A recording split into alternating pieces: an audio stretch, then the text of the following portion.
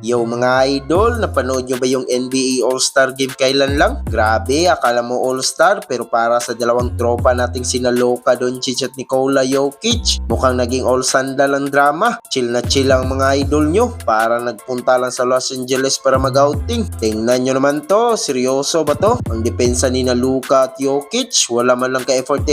Si Tyrese Maxey, libreng-libre sa 3 points, pero itong dalawa, parang nanonood lang ng Netflix sa gitna ng court. Ayan, tignan nyo si Jokic, yung backpedal niya parang slow motion. Kung hindi pa dahil kay Wembanyama na humabol, baka naging pinakamadaling layup na yon sa kasaysayan ng NBA. Gets naman natin na ayaw nilang ma-injury. Syempre, mahalaga ang regular season at playoffs. Pero pre, All-Star Game to, pakitang gilas naman sana kahit konti. Pero alam nyo kung ano ang mas matindi, 5 minuto lang yata silang naglaro. Pagkatapos nun, ayun, doon na sila sa paborito nilang pwesto, sa bench. At mukhang mas nag-enjoy pa sila doon nagtatawanan, naglulukuhan, parang mga batang tumakas lang sa klase. Sabi nga ng marami, hindi naman daw game ang pinunta nila kundi hangout. Kulang na lang, maglabas sila ng pulutan at malamig na juice sa tabi ng court. Pero sa totoo lang, kahit ganyan sila katamad maglaro sa All-Star, mahal pa rin natin tong dalawang to. Iba talaga ang chemistry ng Team World basta magkasama ang dalawang joker na to. O ano sa tingin nyo mga idol? Tama lang ba na mag-chill lang sila? O dapat seryoso pa rin kahit All-Star? Comment nyo naman sa baba at huwag kalimutan mag-like and subscribe para sa iba pang NBA kwentuhan. Peace out!